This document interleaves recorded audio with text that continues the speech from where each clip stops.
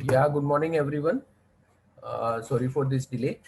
Uh, we had seen that the US market had seen some correction on Friday, mainly on account of some concerns about the inflations, which is increasing. Consumer sentiment index, which came at a higher percentage, and which was indicating that inflation can increase higher. And apart from that, what we had seen in last week, that a lot of company came up with the results, and most of the company announced results ahead of expectations, but market has not taken that in the spirit, and the stocks were struggling even after good results. So might be concern on that account. Apart from that, the dollar index also moved up from low of around 92.1 to 92.74 in last few days, around 4 5 days, and this can also might be impacting the overall index. Apart from that, even futures of the US markets are also down, and Asian markets are also trading lower by around 1.5 to 2%. Uh, so where China has also announced that the business trying to go public in another country need to take permission from cyber security regulation over there. So this might have acted some negative in Asian market as well. So overall sentiment seems weak for today, and same thing is getting reflected in SGX also. So now I'll ask technical team to take up first. Yes, thank you, sir. Good morning, all of you. This is Swati. Today, the market is likely to open with a gap down, almost say by 152, 200 points on a downside. We expect that going ahead, the Nifty has a strong support at around 15,700, 740 levels. And if it's break that level, then we might witness more selling pressure or say the profit booking, which might take a Nifty towards 15,500 to 15,400 levels. Now, why I'm saying 15,500 level, which is supported by its 50 days moving average. So 15,500 will act as a crucial support levels going ahead on the Nifty front. Whereas on the higher side, we are continuously witnessing that the Nifty was facing a very strong resistance of 16,000 psychological mark. Unless and until it doesn't breach that level, we are not going to see some positive momentum going ahead.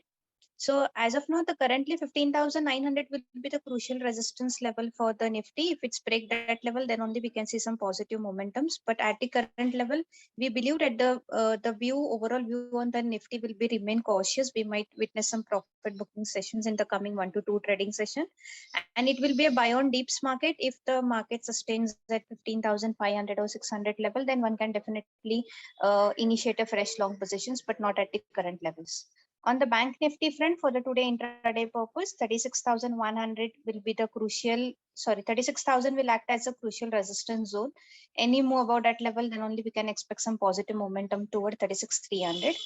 Whereas on the downside, 35,400, 35,500 levels will be the immediate support zone. If it's break that level, then we can see them selling pressure, which might take a bank Nifty towards 35,300 to 35,000 level. Now, 35,000 will act as a crucial support level provided by its 50 days moving average.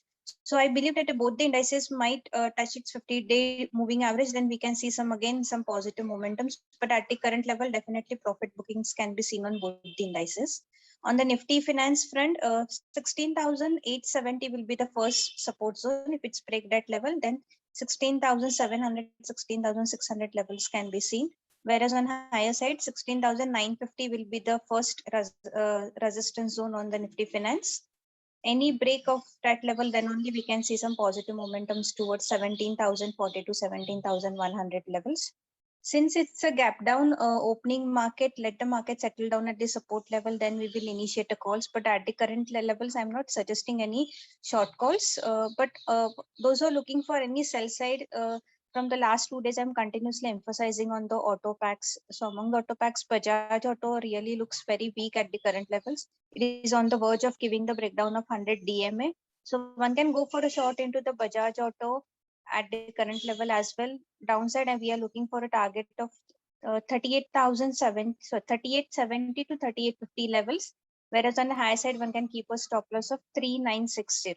I think that's it from my end. I request that you guys take a call forward. Yeah, thank you, Swati. See, on the derivative front, uh, again, as we've been saying continuously, this is a range-bound market, and in the range-bound market, sell on resistance and buy on support area. Um, Now, the resistance has been around the 15,950 odd levels for Nifty. We have not been able to cross this level from quite some time, and it is likely to remain the same for the next few days as well. On the downside, 15,700 is a good support area, and once 15,700, 15,650 comes, you might see good support building in. So whenever we feel that that support is coming in, we will again give a buy call at those areas. Till then, it is a sell on rise kind of a market. Other areas like the open interest, PCR, VIX, they are all actually sideways, and we believe this sideways trend is likely to continue for for the next few days. From the stock specific front, IRCTC, Alchem witnessed some good amount of open interest built up, and they are likely to perform going forward. Even Bharti Airtel seems to have covered its shorts, so likely it is likely to move up. But again, let the market settle for the first few minutes, and then buy particular stocks. That's it from my side. I like to ask the fundamental team to continue. Good morning. Today, GR Infra Projects IPO will be listing. Uh, uh, Price is around 837, the issue price. We had a subscribe rating on it. It is a road construction company, just like other listed players like KNR, PNC, Dilip Buildcon. The IPO size was 962 crores, and Motilal Oswal Private Equity was exiting. Company has good track record, ROC, as well as order book of 2.6 times, which is in line with listed peers, and was available at attractive valuation at 9 times P compared to 16 times for the industry. So we expect that the listing should happen at a substantial premium. L&T Finance result over the weekend was below expectation on both operational as well as asset quality front. Gross NPA increased from 5% to 5.8%, net NPA from 1.6 to 2.1%. We are neutral over here. HDFC Asset Management Company result was marginally below expectation. Although revenue and profits were flattish quarter on quarter, if we adjust for other income, which was in line with expectation.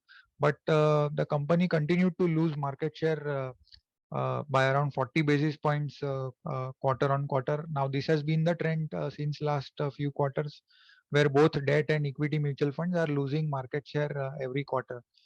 So overall, if we see the year-on-year market share has dipped from 14.5% to 12.6%. So that is a decline of almost 2% in just 1 year. So we are neutral over here. HDFC Bank result was below expectation.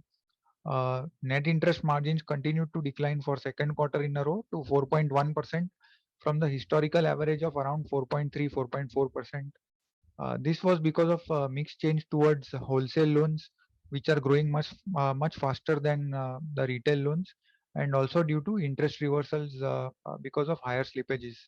The slippage ratio also from 1.7% in quarter 4, it increased to 2.5% in quarter 1.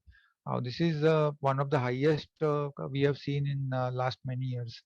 Because of the elevated pain on asset quality, we feel in the near term there could be some underperformance from HDFC Bank. That's it from my side. Good morning, everyone. Yesterday, Rosari Biotech has announced that they're acquiring 100% equity of TriStar Intermediates for 120 crores.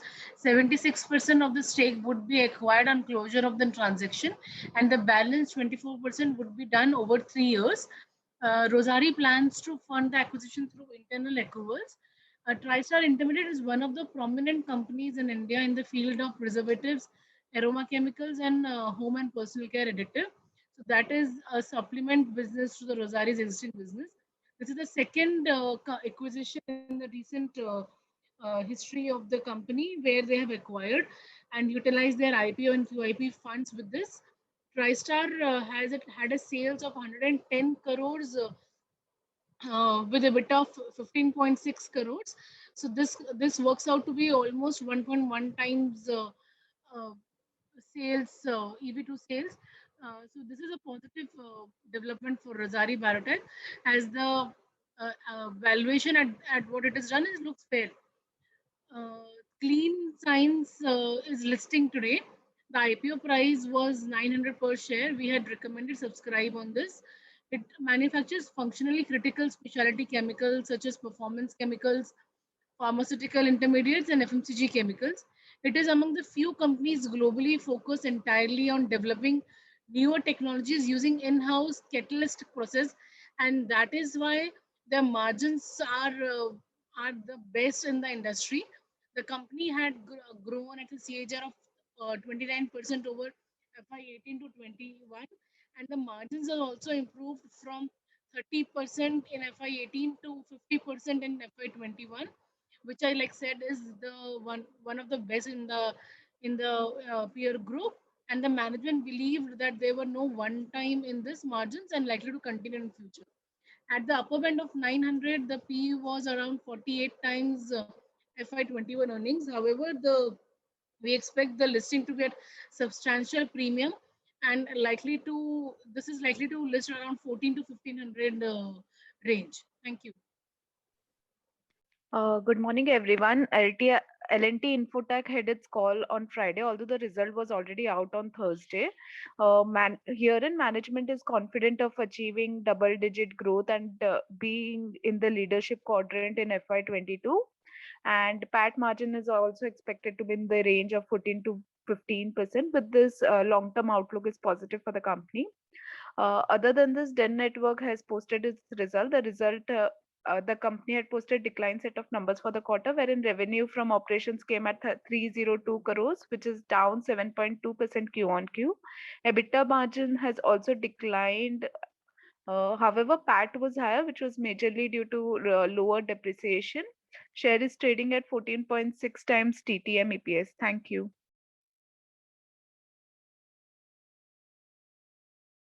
Apart from that, Just Dial also came up with the numbers, and the numbers were declining. In fact, the profit came at negative mainly on account of higher advertisement which they had done in this quarter, mainly to support their new launch of JD Mart, which is more of a B2B business rather than their earlier business of B2C. And apart from that, their unearned revenue, which is the key thing to watch for the future, has declined quarter on quarter to 307 crore from 330 crores. As such, results were subdued for this quarter. But anyhow, company is in investment mode for B2B business, so result may not be taken on face by the market. Apart from that, there is a big development in the JD Mart, in Just Dial, wherein Reliance is taking over this company and has acquired almost 60% plus holding post open offer, uh, and the existing promoter will sell part of their holding, means 50% of their holding they will sell, but balance they will continue to hold, and Mr. Mani will continue to be MD and CEO. This all indicating that the current set of business will continue for Just Dial, and this acquisition is infusing around 2000 crores into the company. Company already has around 1500 crore of cash. So Reliance has infused a war chest money in this business, and seems like Just Dial is having some aggressive plan in the near future, wherein uh, they will be utilizing this money to gain market share. So quite possible in both the business like B2B and B2C, they may be going aggressive in the coming period. for acquiring customer and all. So that can act over a period positive for the company. Apart from that, the other company which is there in B2B business is India Mart, wherein Just Dial has emerged as a competitor. India Mart may see some a pressure on their share prices as Reliance has come in competition to them. So India Mart may see some decline on account of the acquisition of Just Dial by Reliance Industries. Apart from that, Mangalam Cement came up with the numbers, and the numbers were ahead of expectations. In fact, revenue has declined by around 13.5% Q on Q, but EBITDA has increased by 5% Q on Q, and margin has improved by around 300 bps Q on Q. Whereas EBITDA per ton has increased by around 200 rupees, wherein the expectations were that the EBITDA per ton for the quarter on quarter will remain flat, but this has come positive. And the share is trading at around EV by EBITDA of around 4.8 times, which is reasonable. So stock should see positive trend in today's trade. Apart from that, because of these results, quite possible that quite a few company in the northern region, this is a north play, so northern region company can report better numbers, and cement stock or sector can see positive trend because of this result. No doubt it's a small company, so it's difficult to generalize for the cement sector, but apparently looks that the direction is positive for cement sector in this result period. Apart from that, results for 22nd.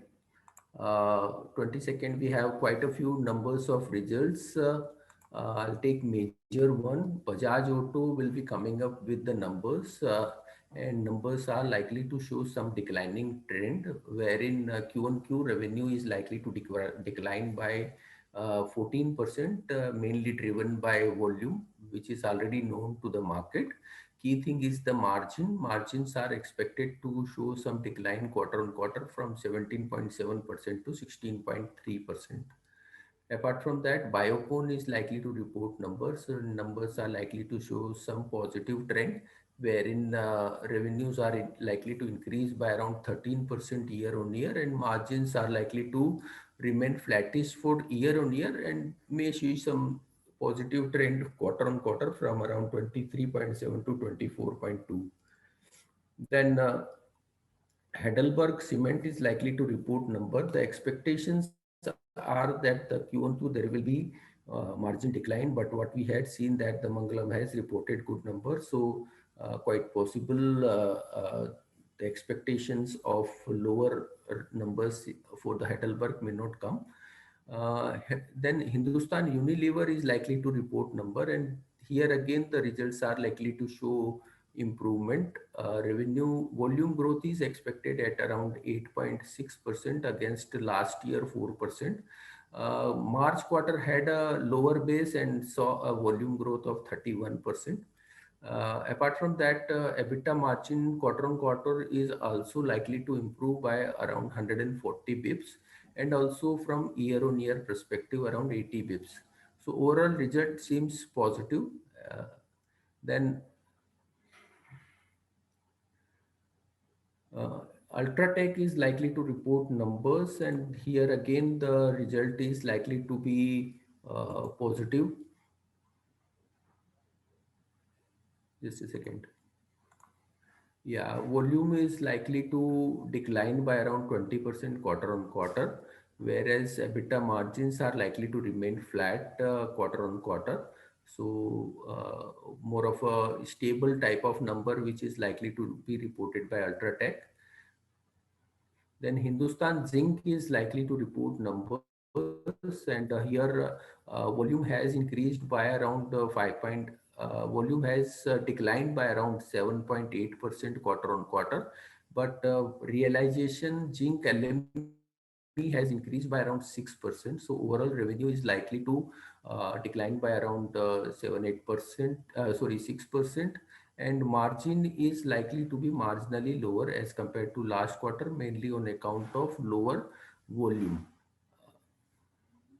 share is trading at around 10 times EV by EBITDA trailing earning, so which is on the comparatively higher side. Then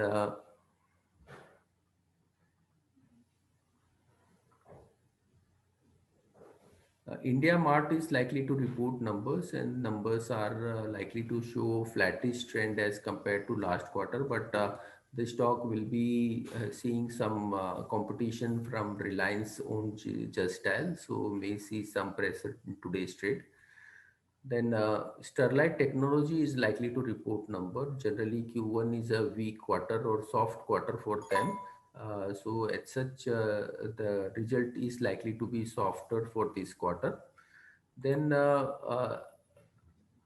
we have a result of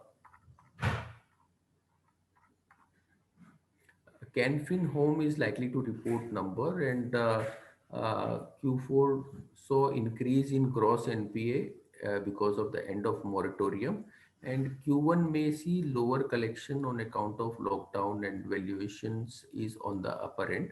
So overall result is likely to be softer on account of increasing provisioning or credit cost. Then CSB Bank is likely to report number. We had already seen that they had given advance growth number, which is at around 24% year on year, but declined by 3% quarter on quarter. May see some increase in NPA on account of lockdown and lower collections, as we had seen in HDFC Bank. So the result is likely to be more of a softer, and the share is trading at around 3 times price to book, adjusted book on a trailing basis. Then South India Bank is likely to report number. Here, the biggest concern is their PCR, that is very low at 32%. As such, it will take a lot of time to come back to normalcy. And share is trading at around 0.9 time price to book. And considering their financials, it's difficult to go over 1 time price to book. Then Emphasis is likely to report numbers, and revenue growth quarter on quarter is expected at around 4% CC terms, and margins are likely to be stable. So overall result is likely to be better. Then Persistent System is likely to report number. They are expecting strong quarter on quarter growth of revenue at around 6.1%, and margin is likely to remain stable quarter on quarter, but the share is trading at comparatively a premium valuation of 31 times. So that's all from us. Thank you very much and have a good day.